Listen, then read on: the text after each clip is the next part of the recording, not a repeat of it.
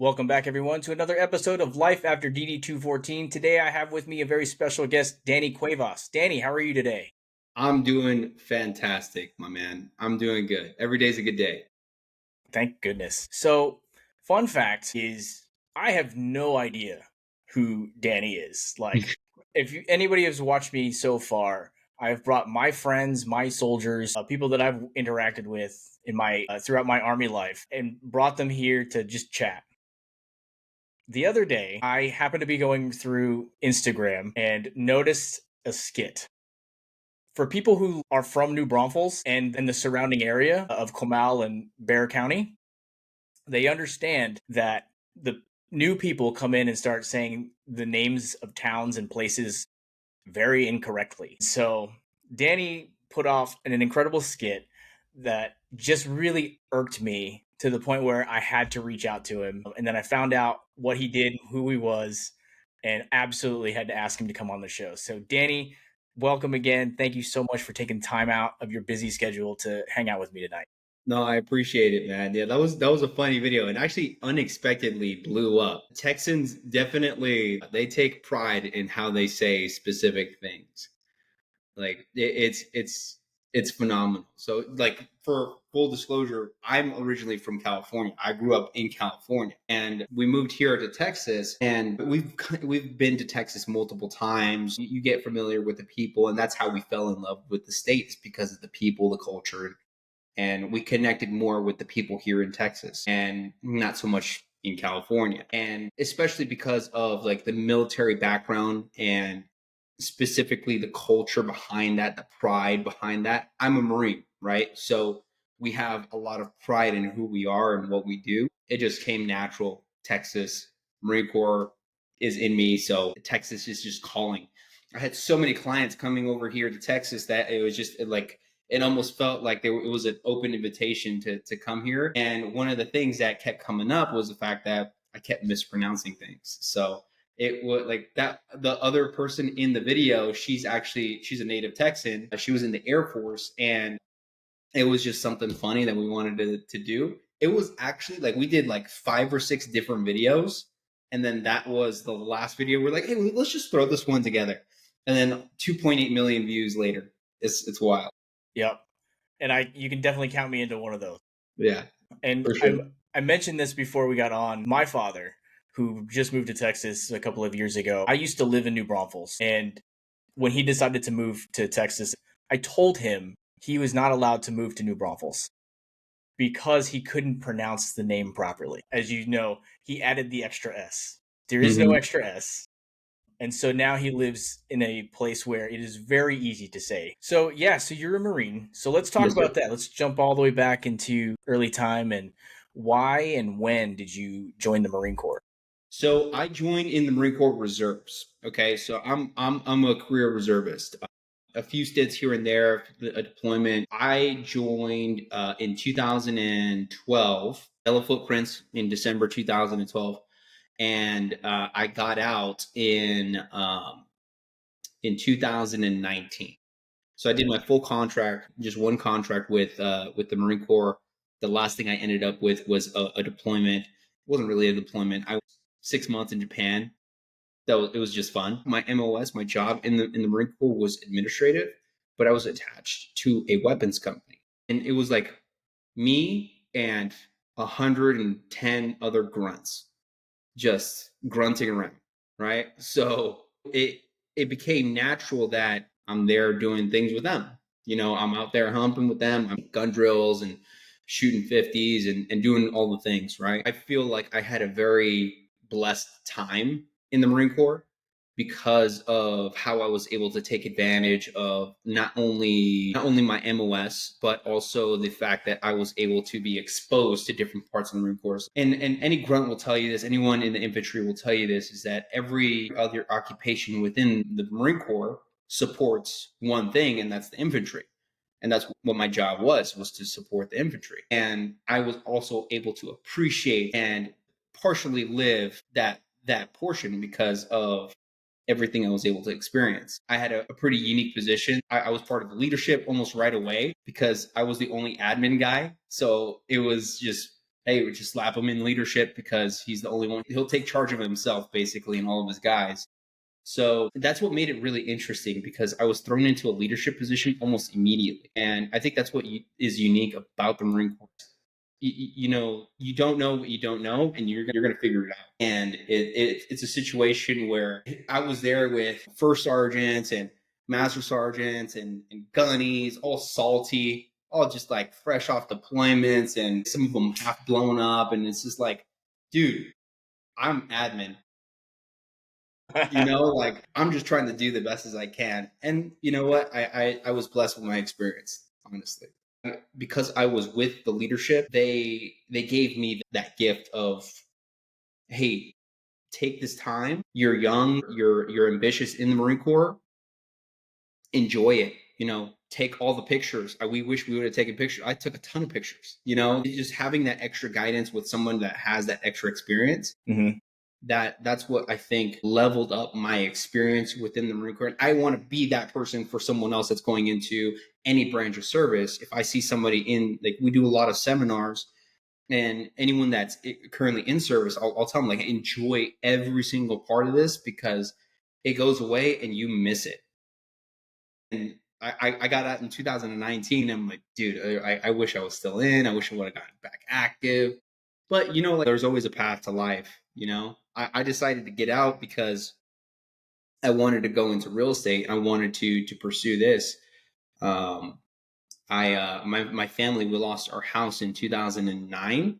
So I was always curious as to why that happened. You know, why did it happen to us? And it took me going into the Marine Corps and getting some good mentors to realize that, hey, you can actually take charge of that and understand what that process looks like, and be that person that your family needed for someone else, Mm-hmm.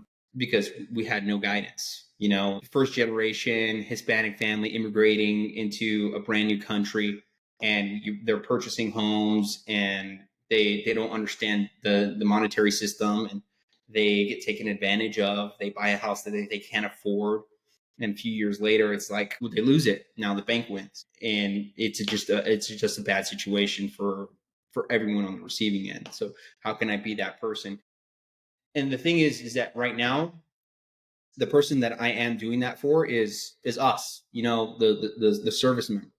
Because I think that, and people will probably nod in their heads, like, some people have been taken advantage of in their time in service, either they're PCSing, or they're buying their very first house with a VA loan, and then they get this mysterious fee, and it's like tens of thousands of dollars. Like, oh, I thought it was 0% down.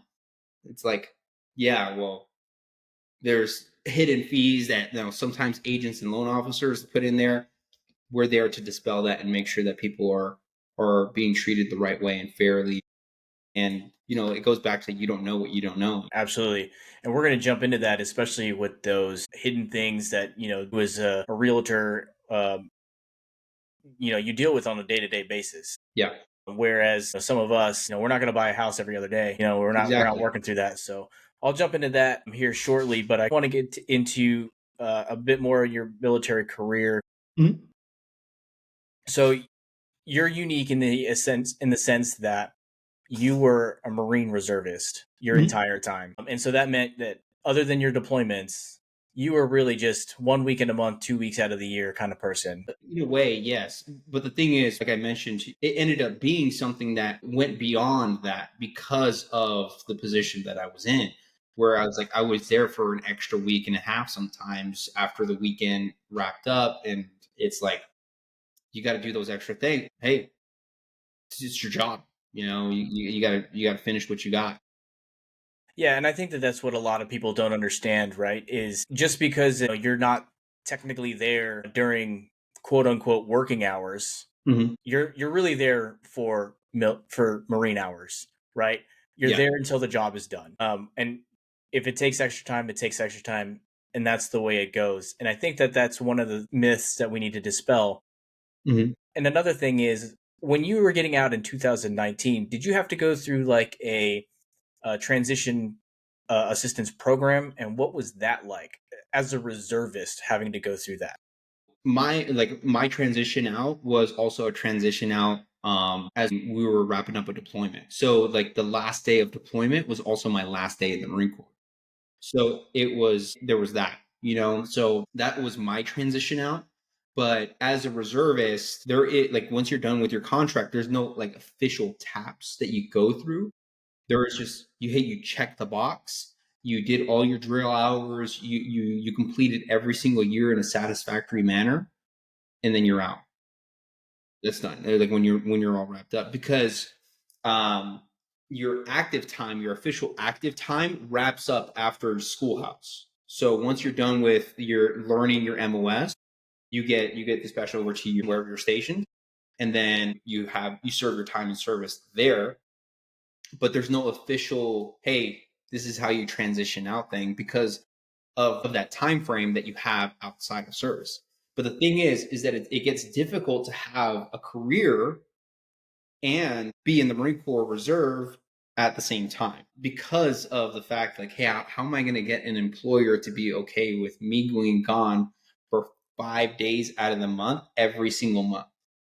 Guaranteed. Granted, yes, they can't legally say no, but they don't have to legally say, yes, you're hired. And that's kind of the reason why I went into real estate, because I could build my own hours. I was almost forced to be an entrepreneur because like I could build my own hours. I got my license in 2016, and I started practicing almost right away because it was hard to maintain a great career, because I was in the film industry as well. I was over at Paramount, Universal, and I was helping make TV shows and things like that. But then like, hey, you want to go on this shoot that's in Atlanta? Nah, I got drill. Can't do it. I would have to fly back and forth. Like, oh yeah, we're not gonna pay. That's gonna be off of your dime. So it's like, well, I guess I can't get the job. So like things like that. That's what kind of got in the way in the career. And that's, for me, I have a lot of anxiety behind that portion of things. Like I want things to like progress and get better and get better, as we all do. And one of the things, when like even when we were on deployment at the end of my stint in the Marine Corps, is I had just gone full time in real estate. And then my first sergeant calls me up. He was like, "Hey, Cuevas, you got the rosters for deployment?" I was like, "Oh, who's going on deployment?" Yeah, like we got a little platoon going on deployment. It's like, no, we're all going. It's like, nope, it's everybody. Yep, and your name's on that list too. Mm. I had a specific amount of time left on my contract to ensure that I had to go. Right. If you fell within like a 6 month time frame of transitioning out of the Marine Corps, you don't have to go. And I had like 7 months or like 6.5 months or something like that. I was like, all right, well, I guess I'm going. But I mean, it was also like, hey, it's kind of a vacation. You know what I mean? Right. We're there. We're there as a ready force, but let's be realistic here. Yeah, for sure. You brought up a really good point. That's one of the things that I wanted to dispel as well. Reservists get treated a little bit differently than active component. And the reason being is because you are expected to have a career outside of the military, they don't invest as much into a transition process, in my opinion. And I think that's a little bit unfair, especially in your case, right? Like you just mentioned, you still have to do all the resumes, you still have to build your LinkedIn, you still have to build a network. But if you're some 18, 19-year-old kid who has no idea what that means, maybe a transition process would have been helpful. Yeah, no, 100%. And there's no skill bridge program. There's no voc rehab for me to go to school at the same time. I don't have the GI Bill. I don't, like with skill bridge, you get paid at the same time as you're building your career, as you're transitioning out of service, right?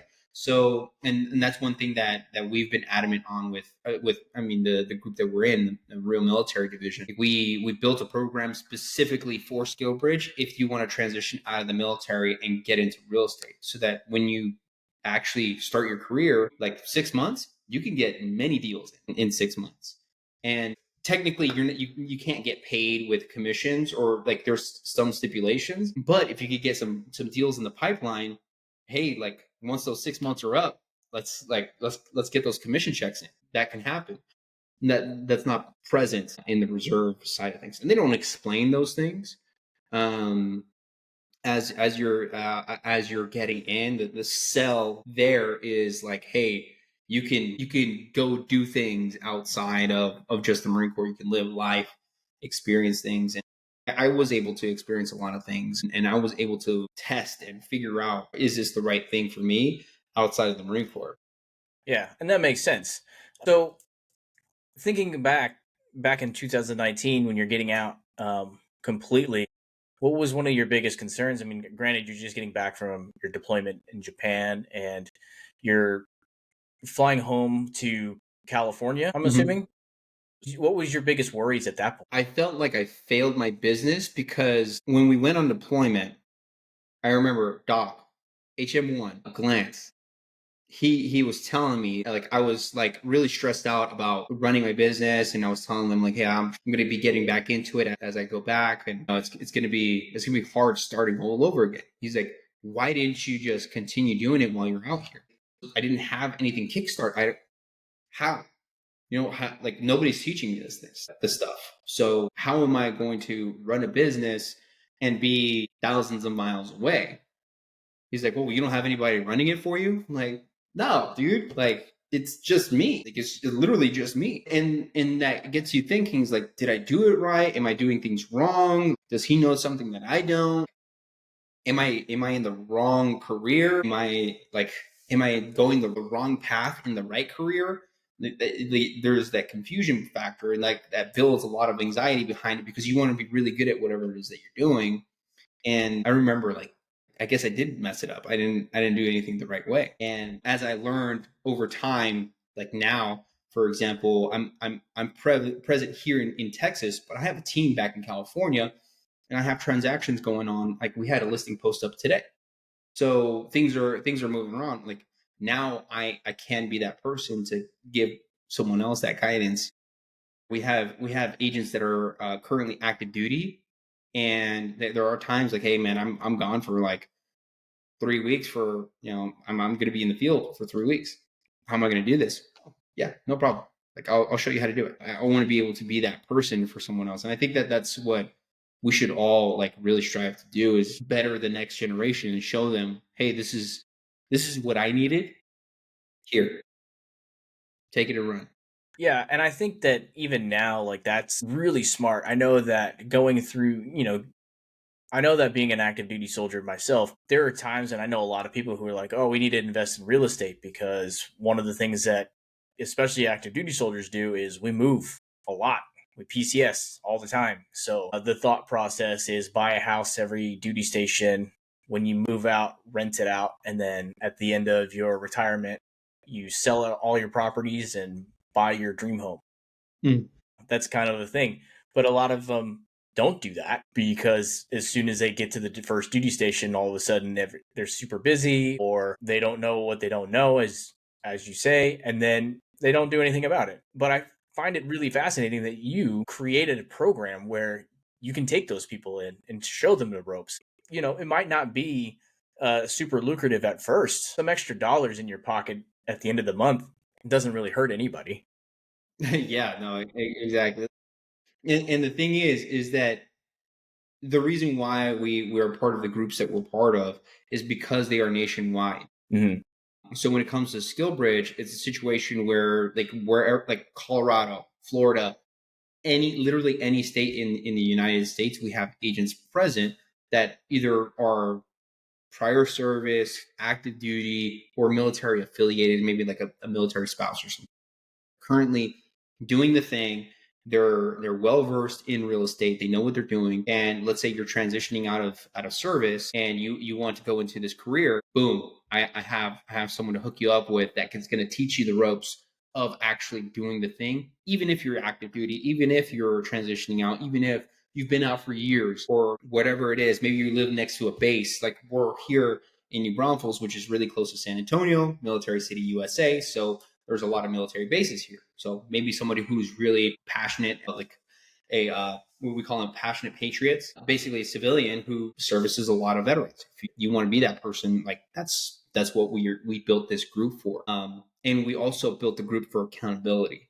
So it's a situation where, like, Do you know this about the VA? Can you navigate this? Do you know what tidewater is? What does it mean with Section 1 and Section 2 in California for termite? Do you know how to navigate things within the VA to make sure that this service member, whoever they are, they're being serviced the right way? Because there's too many horror stories. It's terrible. Absolutely. And so you're getting back, you're starting your business up and again in California. What made you come to Texas then? As I mentioned earlier, man, like we had so many clients moving from California to Texas, and it just became like almost like a calling. I have family out here in Texas, and I have a lot of friends out here in Texas.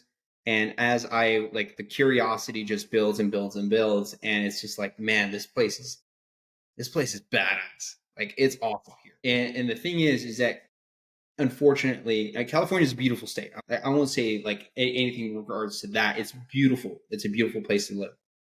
It's an expensive place to live, and that wasn't necessarily the reason why we decided to move. Is because of the ideals, Hmm. and we didn't want to perpetuate the ideals that are present there. We were blessed to be able to make this move and still continue to do business in both states. And the thing is that we didn't want our money to basically fuel that, because I mean that's what the tax dollars do.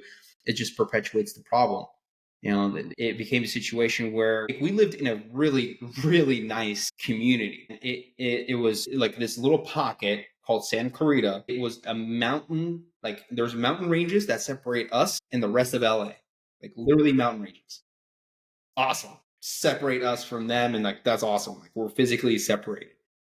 A lot of the things that you see negative about LA started to infest the city. Homelessness, crime, it started to get dirty. It started to get a little bit too I don't know if woke is the right word, but like skewed the wrong way with kids. My Hmm. business partner, who also moved out here, his daughter was being taught things that he didn't necessarily agree with, and wasn't advised that they were going to be teaching these things about their sexuality and all of these different genders, these 30 different, I think they listed 32 different genders that people can be. And it's like, okay, look, you can figure it out on your own.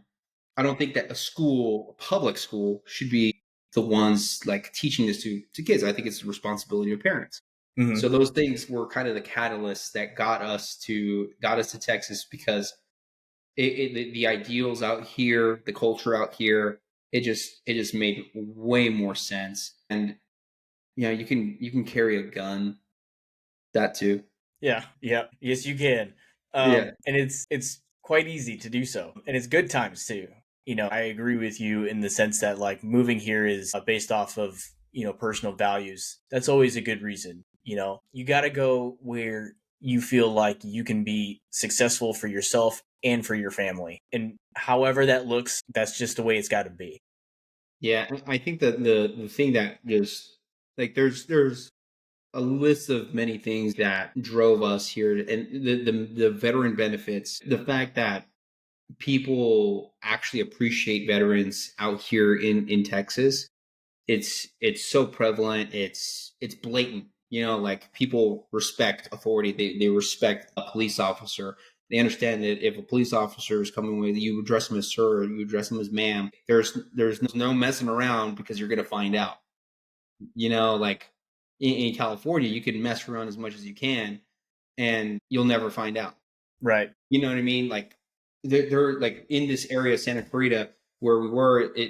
There's a couple strips of businesses out there that constantly got robbed. And the thing is that it was below the line of where you can technically get in trouble. So they would rob five or six different businesses, just take as little as possible, ruin everything in the business, like breaking glass, stealing equipment so they can't operate their business now. Nope, like they get away with it.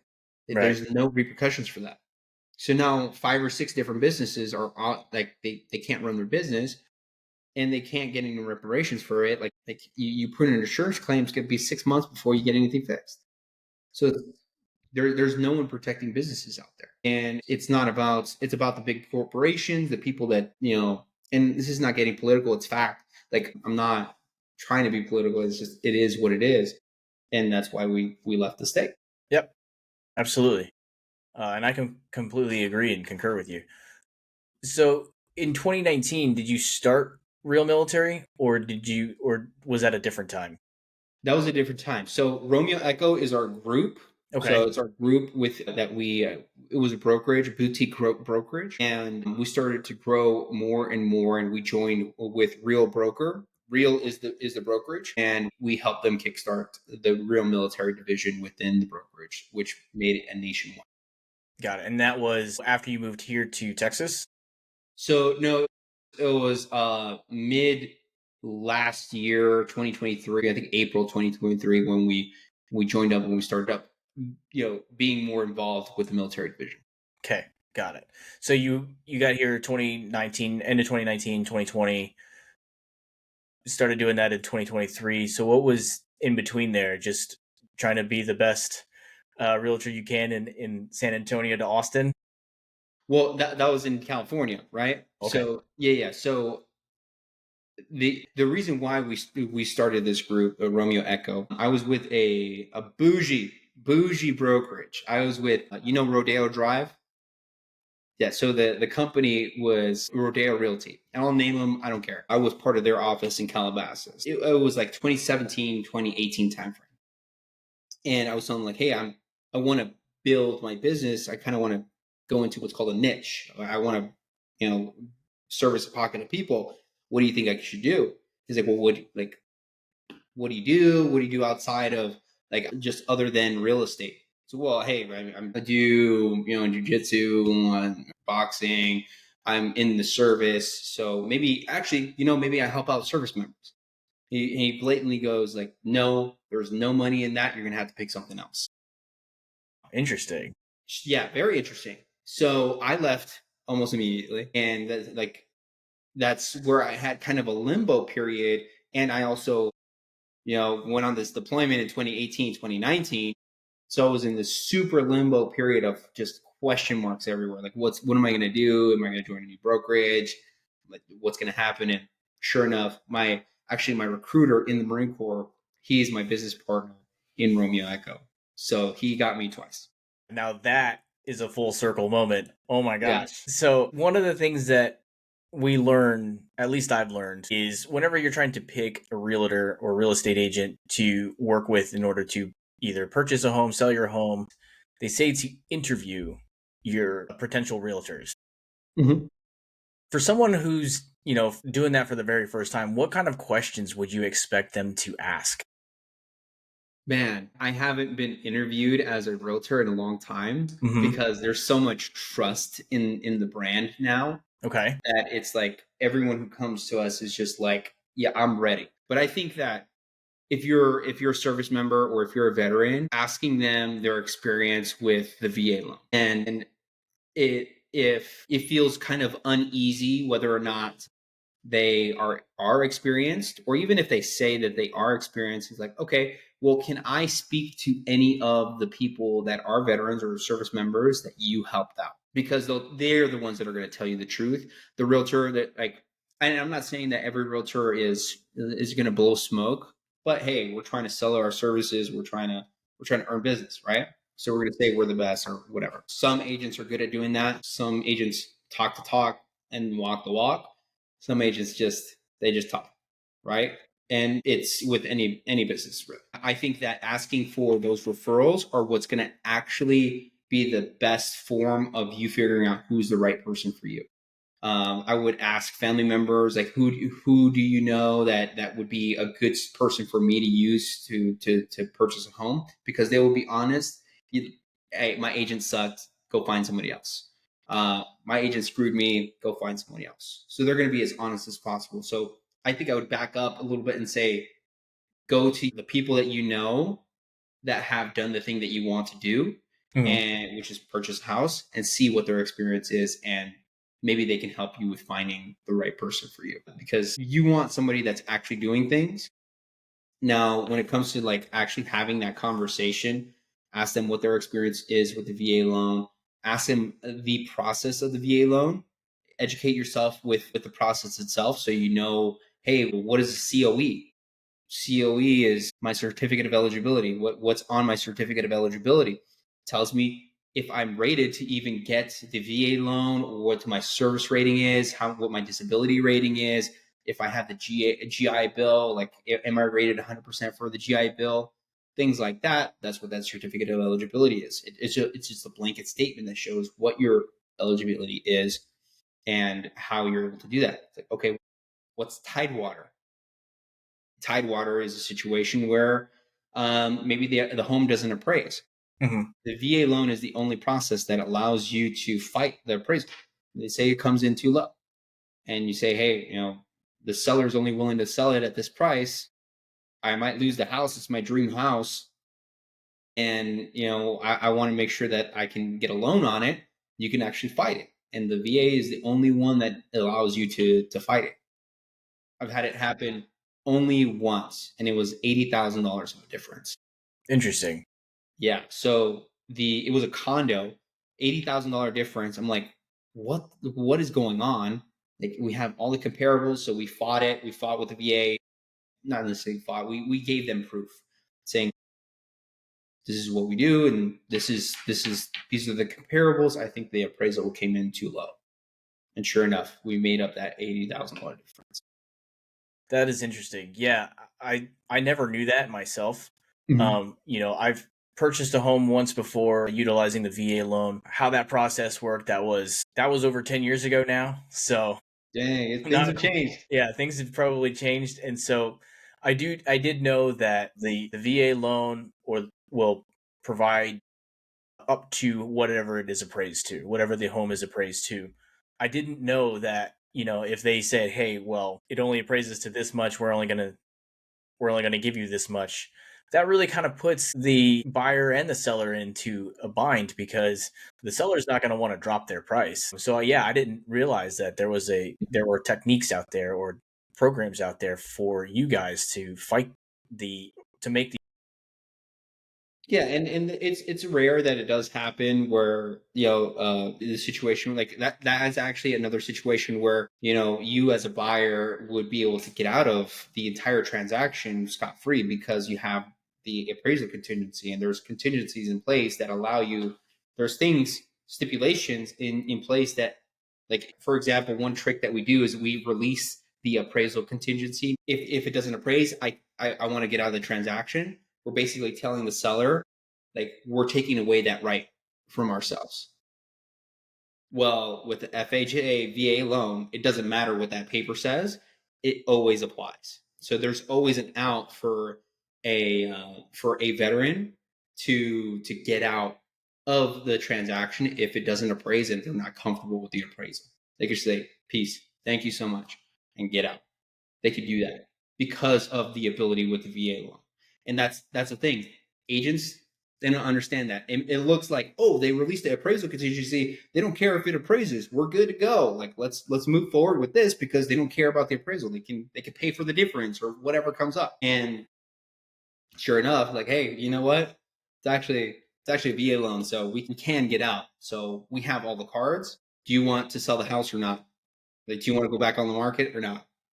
Those kinds of techniques in any market, it's kind of useful. If it's a seller's market, they don't want to go back on the market because now it looks bad. It looks yeah. bad. It didn't appraise. Now a buyer's going to lowball.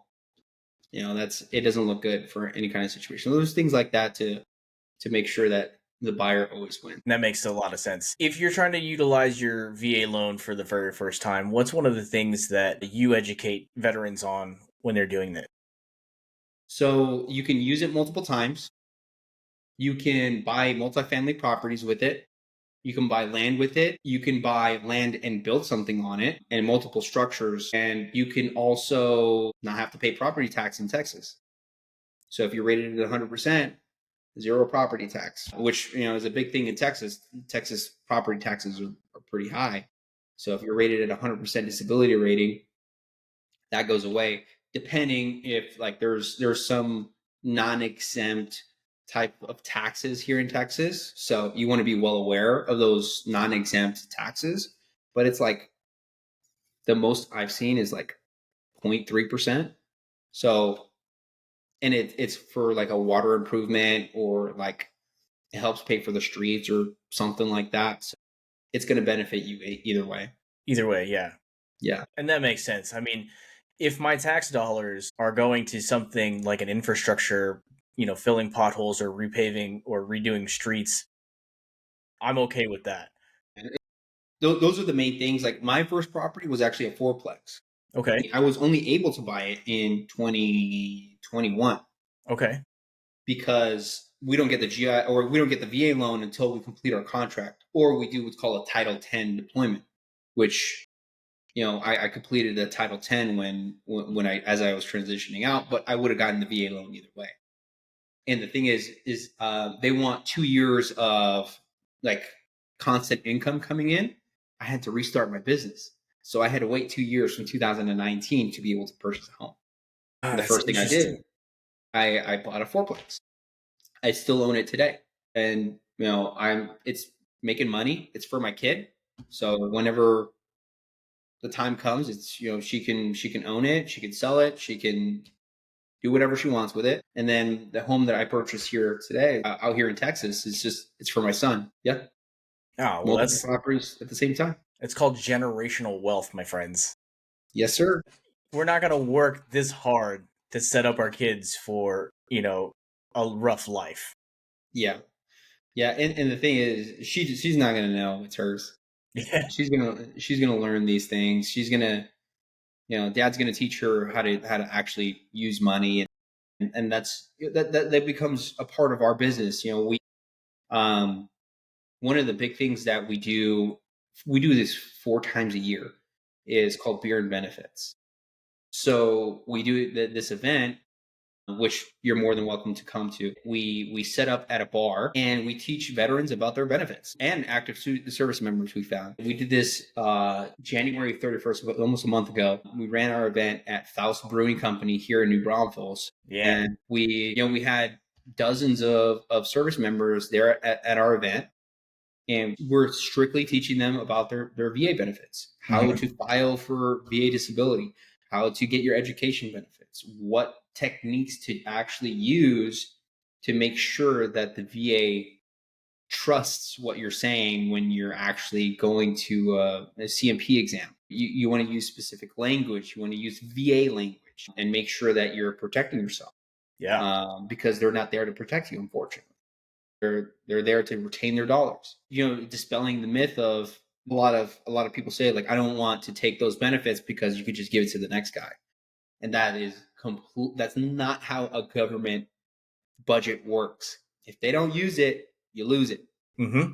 Like they could always find more funding. As we see today, there's a lot of funding that's going in different places. They could find the money. You're not taking away any resources from anyone else. And it forces the VA to get better. It forces the VA to be more efficient because they have to hire more people. They have to make sure that they're keeping veterans healthy, because a sick veteran means more of a cost for them. So that's really what it comes down to. And the people that actually helped us out with this are the veterans that came back from Vietnam, because they got Agent Orange, they got all kinds of negative things, and we helped out a Vietnam vet with getting to 100%. He retired because he didn't know he could do it. Yeah. So like those are those things, man. The majority of our time is spent running this event, trying to make sure that we're trying to educate as many service members as possible, because nobody helped us, so it Absolutely. sucks. Yeah. And I think that was one of the things that I wanted to bring up is I noticed this the other day uh, on your Instagram. I'm sorry, I am definitely a fan of you and your Instagram, but I took a screenshot of it Okay. because it was just so perfect. And it says, "Why do you focus on helping veterans?" And the answer that you put in, because we are veterans and we know what it's like to have no guidance. Hmm. Because 82% of the people who can use their VA loan have never used it, which is a tragedy. And that's why.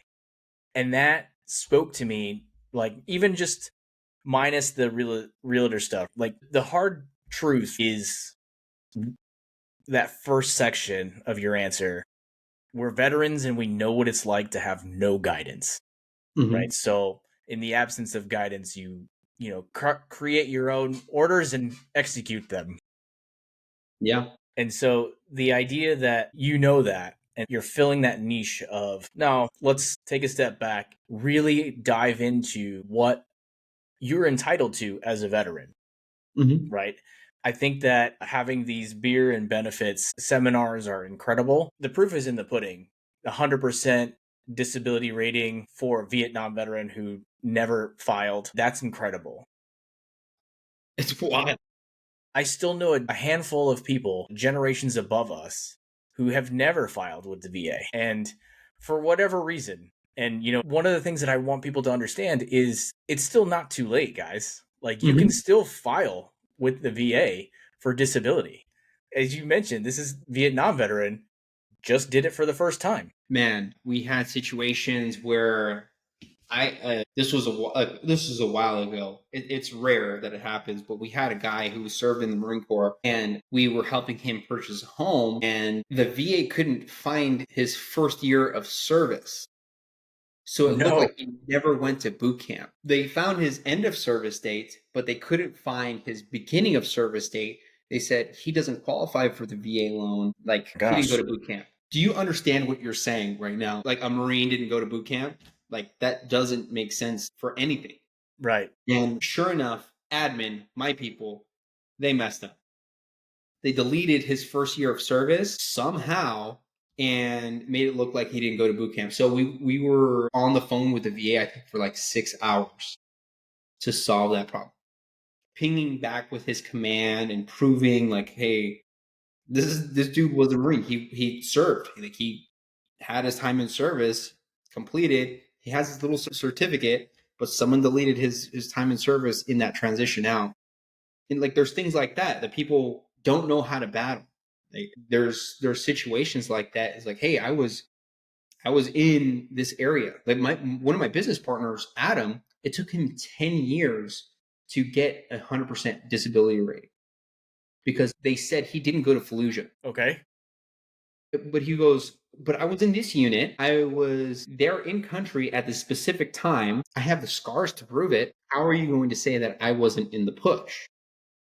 And they said, it's not in your record. There's nothing we're going to do. Like, we're like, there's no guidance. There, like the VAs just said, like, sorry, we can't solve the problem for you. We want to make sure that that doesn't happen. There's no reason why that should happen to anybody. Like that was an administrative issue, and he lost out in 10 years of being 100% rate. He has his back is messed up. This dude's jacked up. He deserves like he was in the push in Fallujah. He deserves 100% disability rate. They fought him. They fought him for years, and he was doing it on his own. So there's no reason why we shouldn't be able to be there for people like. Absolutely. And I think that's one of the reasons why you and I fit so well in this realm is because we both want to help veterans no matter what. Like, whatever it is that we're doing. For me, it's just getting stories out there. The transition from military to civilian life is not exactly a simple one. We go through a lot of different anxieties and a lot of different struggles, but you're also not the first person to do it. You're not the last person to do it. We've all gone through many different strategies. Maybe one of them will work for you. And that's where everybody else comes in is I can't give you all the strategies. I can give you one person a week who can give you what they did. And with you, your experiences are different from other people's experiences, but someone somewhere could look at this and be like, oh, well, that worked. And, not a lot of people can say they're not all reservists, they're Mhm. active duty, but you did reservist. And one of the great things about that I didn't think about was yes, it is very difficult to convince a hiring manager to say, I'm going to be gone 5 days out of the month, and you're just going to have to be okay with it. Mhm. And yes, you're right. Like, they're not legally allowed to, like, let you go while you're gone, but you still got to get the job first, Yeah. And right? you have to tell them, like you can't just be like, "Oh, by the way." Yeah. Yeah. Like that reflects poorly on you. Like and there's no woe is me. yeah, with that situation, like I chose that, right? But it's not something that I understood as I got into service. And the thing is like what's really crazy about like being in the reserves is you see like the back end and the front end. I know of people who were active duty that during the same time of some of my other buddies, and man, like there are so many more deployment opportunities in the reserves than there are in active duty. You're attached to your unit. That's it. If your unit deploys, you deploy. If your Mm-hmm. unit doesn't deploy, okay. Like there's guys that have deployed maybe twice in their time in service, or maybe they're on ship for 2 years out of their four and they got another deployment. Some of these guys that were in the reserve, they'll deploy every single year and they love it. Every single year, just to different parts, Djibouti and Germany and all kinds of different places. They have that opportunity within reserves and they're like, dude, I'm a lineman. I pick up my job. I work for a union. 6 months I'm doing this. 6 months I'm doing that. I'm blowing stuff up with the Marine. Single guy, like, hey, go for it, bro. Do it. Yeah, sounds like a good life, to be Yeah. fair. So, what would you say to someone who's thinking about becoming a realtor? I'm getting out of the military. This is something I want to do. But yeah, what do you say to them? So I would say find guidance and find it with somebody that you connect with and find somebody who's doing it for the right reasons. Like I mentioned, I was with the brokerage that like that bougie brokerage, right? Calabasas, Rodeo Realty, and it was money, money, money, money, money. And I found that I've never been about the money. Mm-hmm. I've been about the opportunity, but I've also been about making a difference.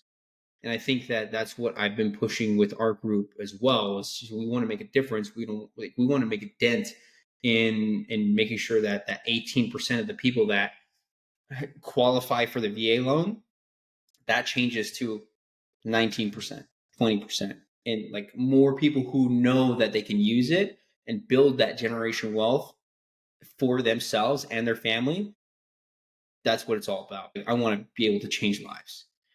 And you want to find those people that you connect with, whether or not they're physically with you, and we're in a digital age now, or they're across the country. Find some kind of guidance with somebody, and I would say even pay for it. Make sure that you have somebody that you feel like you trust. Make sure you have some that critical guidance for yourself, and understand that it's a situation where everyone should win. It's not a you versus me, or like I'm going to be the person that's always going to be dominating or anything like that. If I can make a situation where you win, I win, clients are happy, everyone's on the same page, that is an ideal situation because that other agent can be an ally. It's not a competition about it's not a competition against anyone else other than myself. And that's really the mindset that I would want to push for anyone that wants to get into real estate. Because what if it's a situation where I have a desperate client that wants to buy a property and I gave that other realtor a very bad experience? Yeah. And it's my client versus another buyer. And my client, this is their dream home. And I lose that opportunity for that person because I was mean. Because I wanted to win. Right. I wanted an extra buck. Like that reflects poorly on me. And then my client, they lose their dream house. There's no point to it. So everyone should be in a situation where everyone's winning.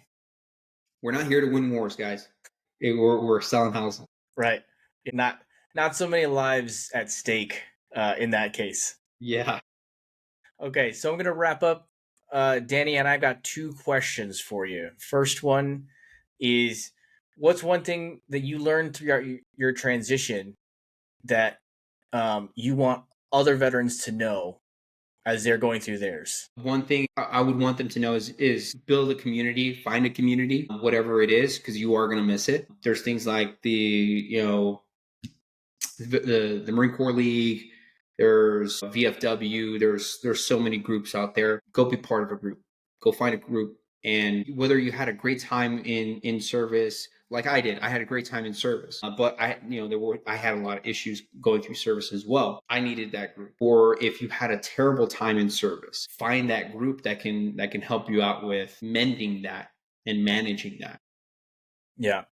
Absolutely. I think that's one of the most important things. And I say it pretty much every episode. Have a support system. And if you don't have one, find it as fast as you can and make sure it's a healthy support system. Just Yeah. not one of those support systems that says, hey, let's go and drink every night. Yeah. Granted, beer and benefits is a great place to go. You don't have to drink. Yeah, that's fair. Okay. And then final question. What's one thing that you learned or picked up in the Marine Corps that you still do to this day? I understand that I'm pretty dumb. That, like, I don't know what I don't know. Always being curious about things is like, yes, I'm good at what I do, but I can be better. Got it. Like, I can be more efficient. I can't be like a person that says like, I know that. Yeah, I got it. Maybe there's one little thing that I missed, that I didn't know, that's new, that this person knows that I didn't know. Mm-hmm.